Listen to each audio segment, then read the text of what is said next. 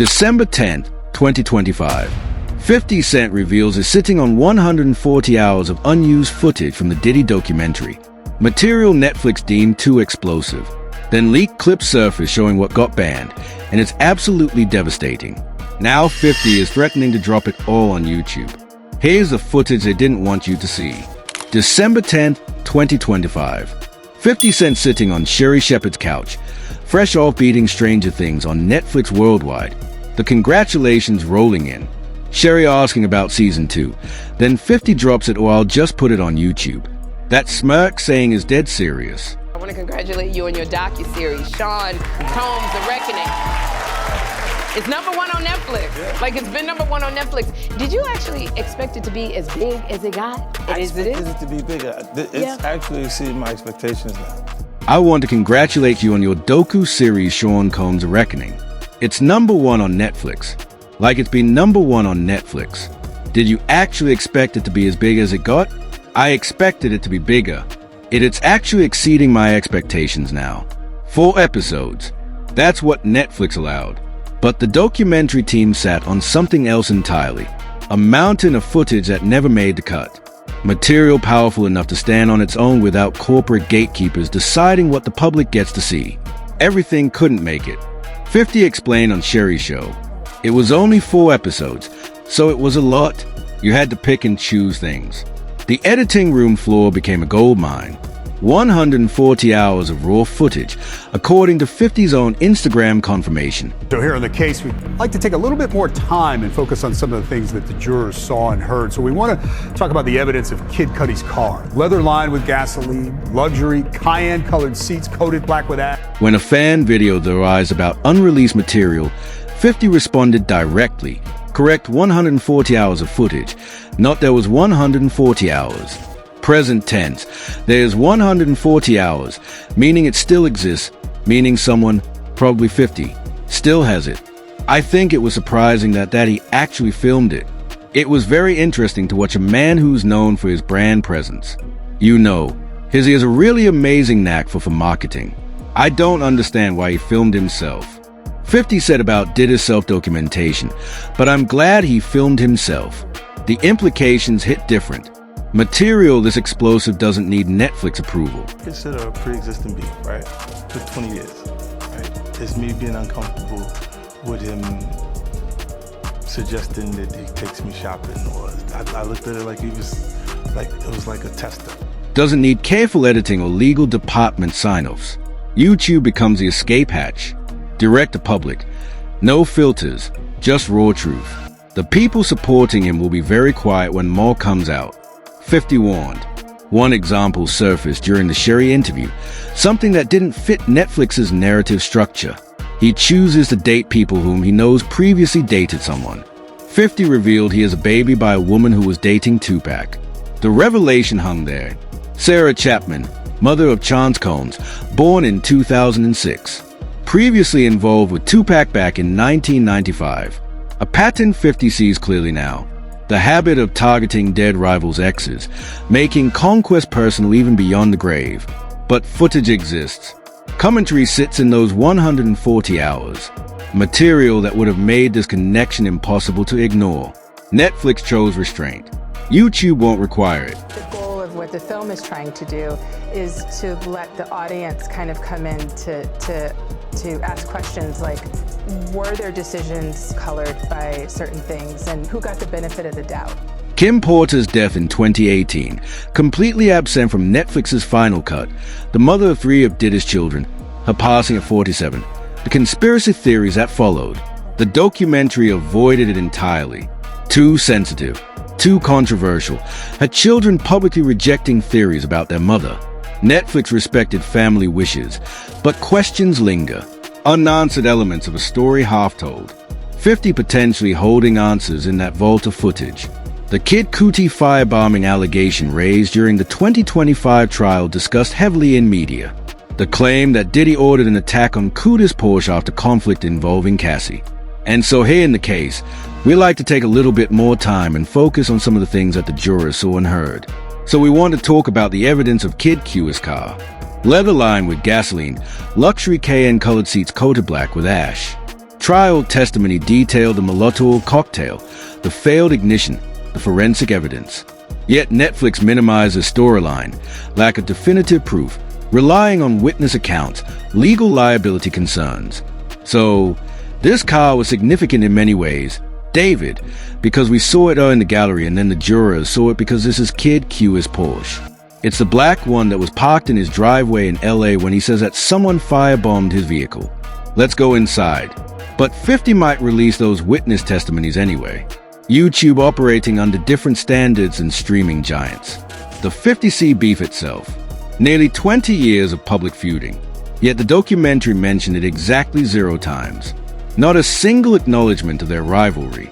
Professional restraint from 50. Keeping focus on Diddy's alleged crimes rather than personal vendetta. What they consider a pre-existing beef, right, for 20 years, right, is me being uncomfortable with him suggesting that he takes me shopping, or I looked at it like it was like a tester would have undermined credibility, made it look like a hit piece. Netflix demanded objectivity, but YouTube, that platform, requires none. The personal history could provide crucial context for why 50 pursued this project so relentlessly.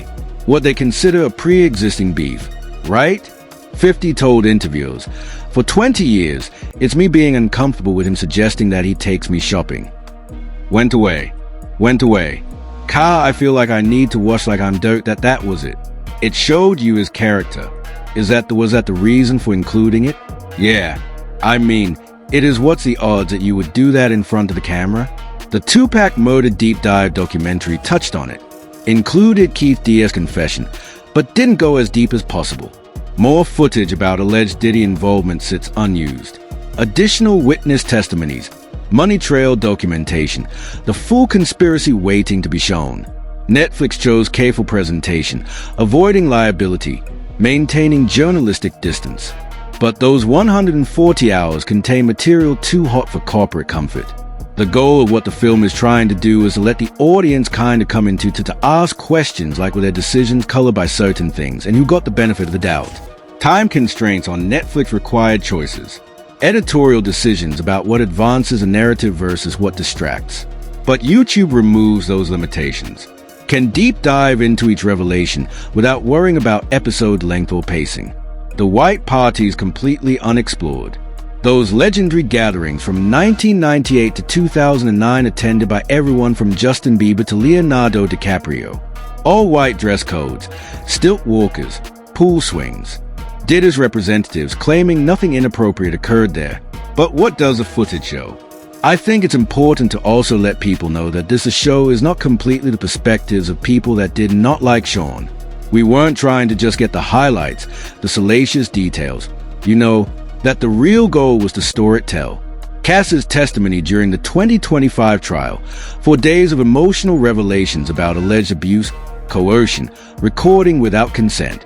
The prosecution star witness detailing how she took drugs to dissociate during freak-offs. None of that made Netflix's cut. Too recent, too raw, too legally complex.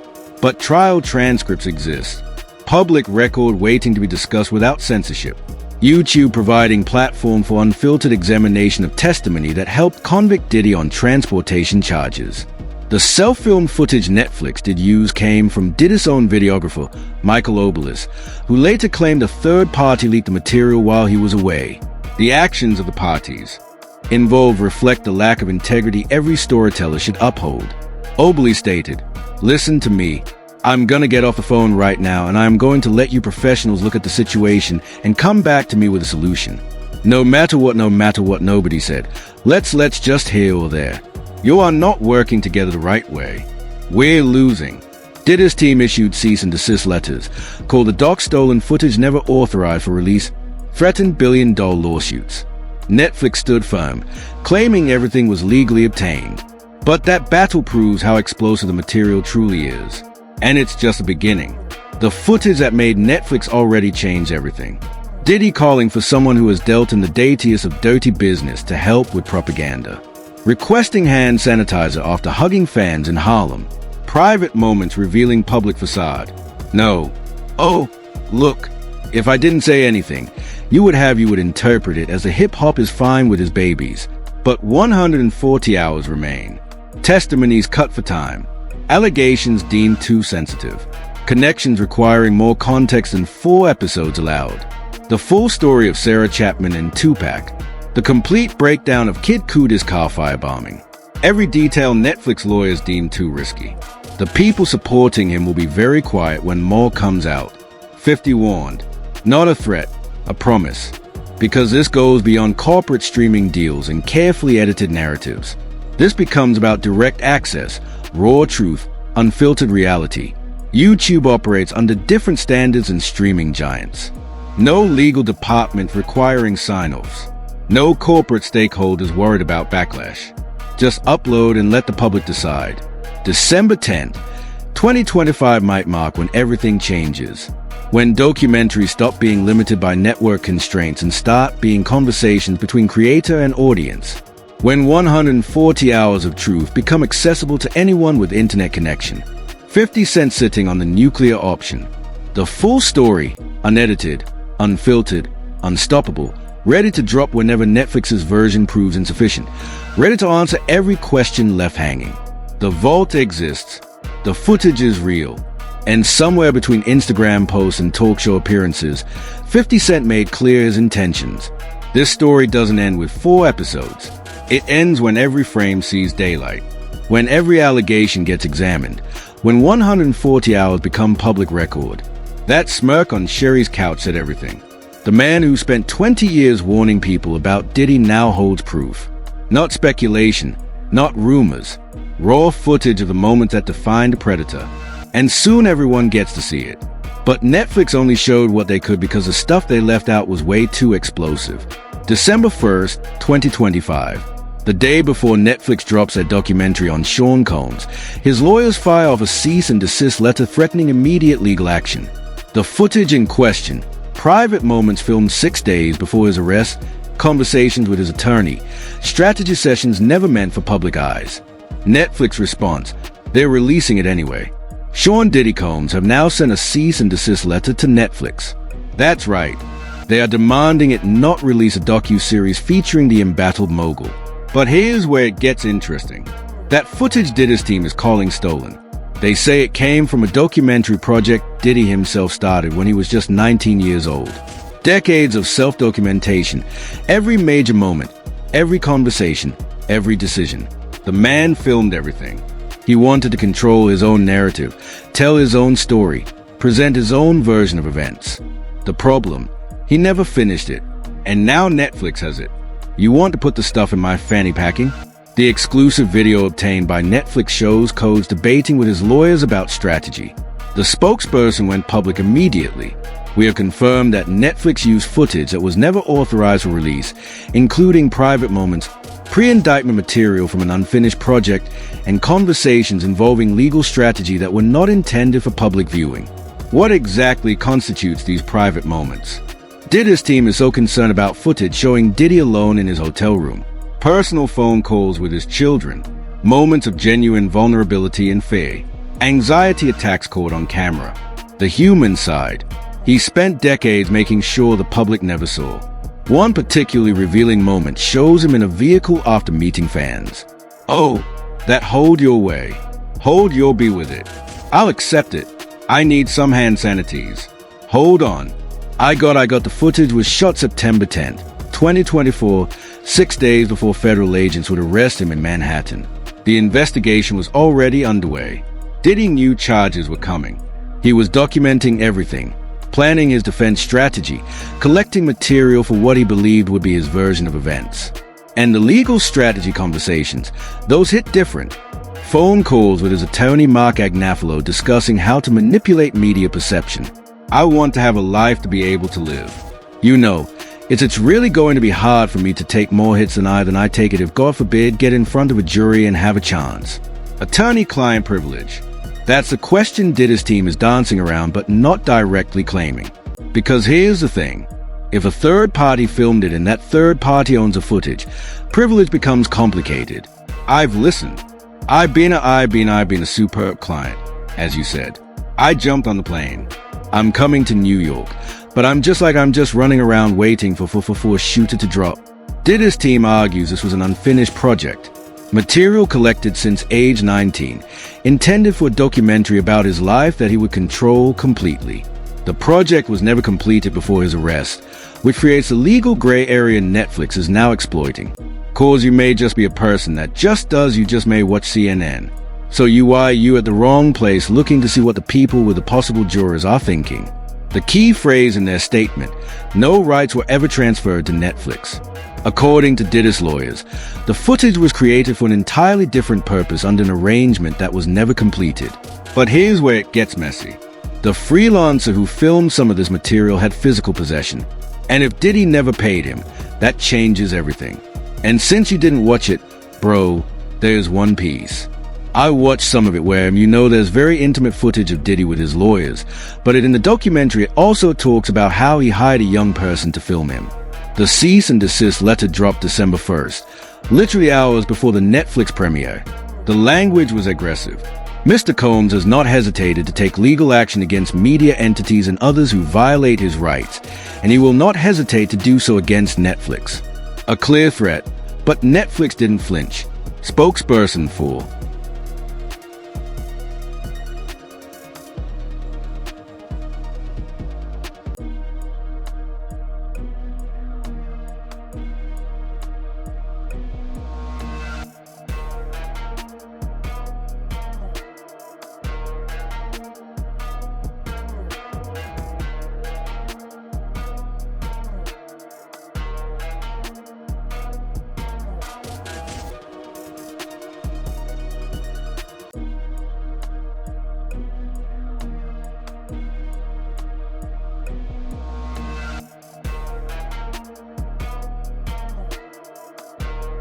Combs accused Netflix of using, quote, stolen footage that was never authorized for release in what they called a shameful hit piece. A statement from the docu-series director says a filmmaking team obtained the footage legally. Why did the letter fail?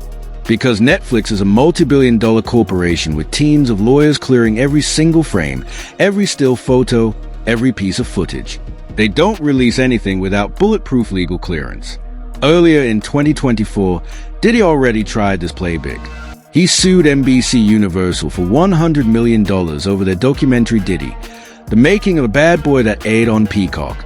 Defamation suit still ongoing. It established a pattern. Diddy sues when documentaries come out, but Netflix, they're different. Deeper pockets than NBC, better legal team, stronger evidence that they legally procured this footage. When you hire someone to film, but never pay them, never complete the contract, never secure the rights, that footage belongs to the person who shot it. So if Diddy never signed paperwork, he was like, no, I'm going to get you when I get you. Yeah, that's right. Now, Diddy never gave him $1. Now Diddy went to jail. He's holding all this footage. 50 goes. I like that footage. All right. How much? Bud? Yeah.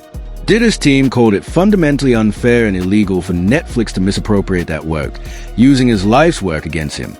Decades of self-documentation meant to exonerate, now incriminating. But courts don't care about fairness. They care about who owns what. So, what did Diddy actually film? Everything. Every major life event since he was 19. Studio sessions, parties, business meetings, conversations with artists and executives, personal moments with partners, arguments, celebrations, and apparently crimes. The narcissism of documenting everything, believing he controlled the final version, never thinking it would destroy him instead. I think it was surprising that he actually filmed it. And 50 Cent, he confirms they had way more content than they could use. 4 episodes couldn't contain everything, which means there's more footage sitting somewhere waiting. Yeah, well, everything couldn't make the only was 4 episodes, right? So, it was a lot. You had to pick and choose things like even in the area where he chooses to date people who he knows previously dated someone. Some wondered if Netflix held back certain material deliberately, topics too sensitive even for their legal team to touch. Well, that's why I wonder if certain things were left out because of Netflix not wanting drama. We were talking about this yesterday. Hebrew. How did he not include any of the stuffing and rumors about Kip Potter's death? December 2nd, Netflix released a documentary anyway. Diddy's team can threaten all they want. The footage is out there now. Millions have watched it. Michael Obelisk stepped forward December 10th, calling himself Sean Combs' documentarian. He'd been working on a project profiling the mogul for over 2 years. The footage everyone's fighting over. He didn't release it. Someone else did. The footage in question was not released by me or anyone authorized to handle Sean Combs' materials. Obelisk explained it was by a third party who covered for me for 3 days while I was out of state. 3 days. That's all it took for decades of self-documentation to slip through Diddy's fingers. But Obelisk added something else. This incident had nothing to do with any fee dispute or contract issue. So, if it wasn't about money, what was it? Obelisk called it unethical. Taking footage intended for one project to advance a narrative that wasn't his own. But legally, Netflix cleared it. Teams of lawyers reviewed every frame. The third party had possession. The transfer was legal. And now it's public record. Combs' team keeps threatening that lawsuit. The same threat they made against NBC Universal. The $100 million defamation suit still pending. The pattern established. Threaten everyone. Sue some. Win none. But this time is different because this footage isn't allegations. It's not accusations filtered through interviews. It's Diddy's own words, his own strategy, his own admission that he needed someone that has dealt in the dirtiest of dirty business to manipulate public perception. The man who filmed everything to control his legacy just gave the world the unedited version. Every private conversation with his attorney, every moment of desperation, every strategic discussion about managing media narratives, all of it captured by cameras he wanted there. Netflix released the documentary December 2nd. Millions watched the stolen footage playing on repeat. Diddy's own voice damning him in ways prosecutors never could. And no legal threat can change what's already been seen. The cease and desist letter mentioned Ted Sarandos by name referenced the legacy of Clarence event. Tried to make it personal as if invoking family connections would make Netflix blink. They didn't. Because when you're serving time in federal prison, when you're facing dozens of civil suits, when your release date just got pushed back, your leverage disappears, your threats ring hollow, and that documentary project you've been filming since age 19, the one meant to cement your legend, becomes a very evidence destroying it. The footage was created for an entirely different purpose under an arrangement that was never completed by someone who had physical possession when that arrangement fell apart, and now it belongs to the story he never wanted told. Diddy's lawyers can file all the motions they want. Netflix isn't taking it down. The footage stays public. The documentary remains streaming because in the end, the man who documented everything to control his narrative, he just proved he never controlled anything at all. And just when it seemed like the Netflix fallout was the end of it, something far bigger was already being lined up. December 11, 2025, 50 Cent's Netflix documentary drops worldwide, racking up 40 million views in 2 weeks. But here's what nobody saw coming. 50 is already sitting on 140 hours of unused footage, and is not taking it back to Netflix. Is going straight to YouTube. No corporate oversight, no content guidelines, no mercy. This isn't just round 2. This is a nuclear option. The Netflix documentary gave us a glimpse. 4 episodes, corporate lawyers reviewing every frame, standards and practices cutting anything too graphic. Time constraints forcing 50 to leave the most damaging material on the editing room floor. I think it was surprising that he actually filmed it. It was very interesting to watch a man who's known for his brand presence. You know, he has a really amazing knack for marketing and all of that, and how he was sort of taking that into account and how he was coming off to the public. But YouTube, that's a completely different battlefield. No network notes.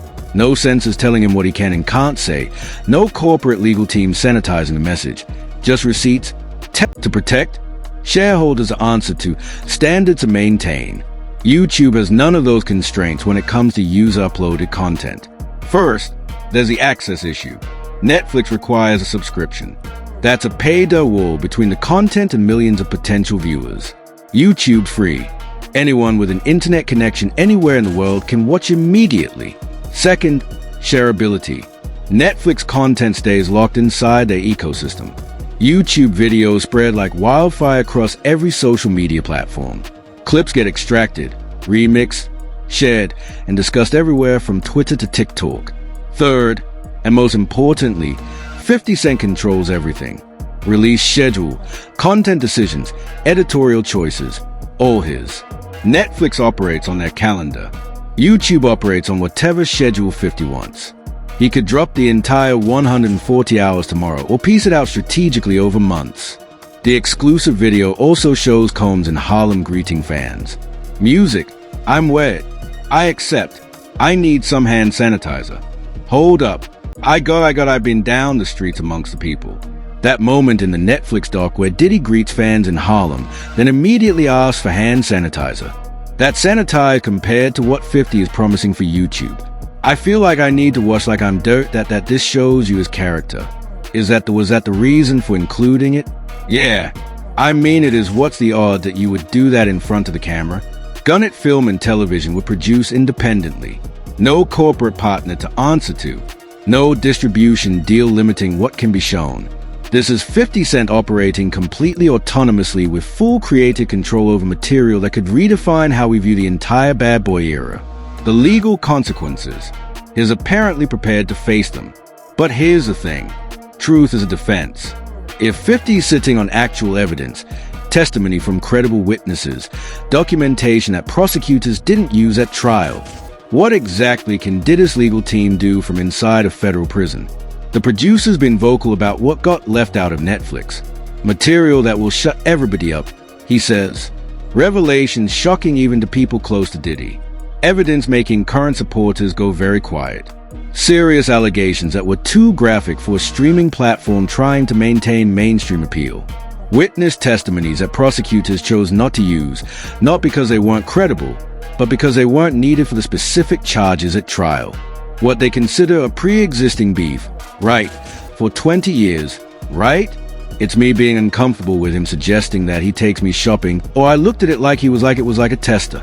4 years. People wrote this off as beef. Two rappers with egos clashing in the public eye.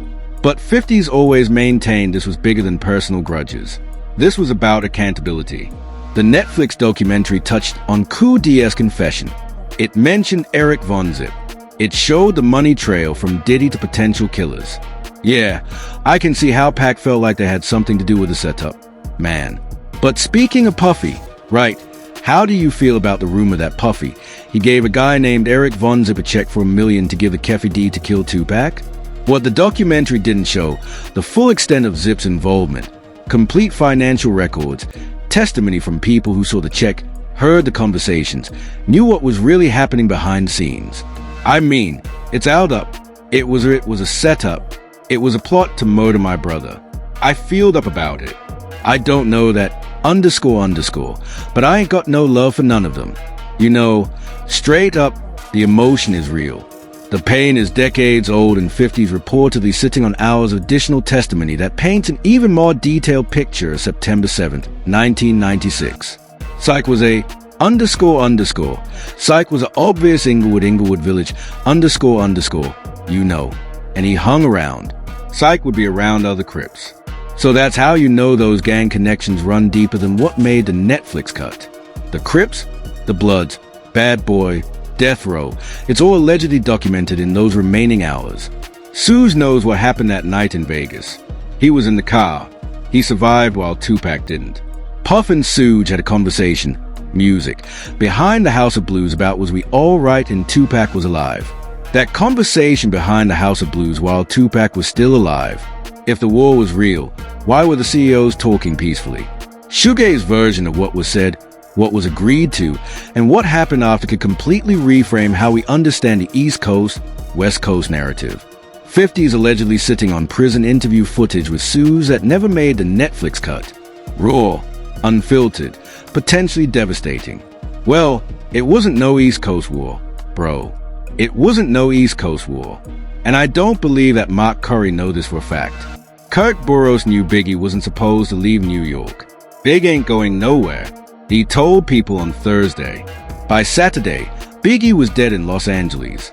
The Netflix doc showed Burroughs' journals, his meticulous notes from inside Bad Boy, but only excerpts, only what fit into the 4-episode structure. 50's reportedly sitting on full journal scans. Complete records of conversations, decisions, and warnings that went unheeded.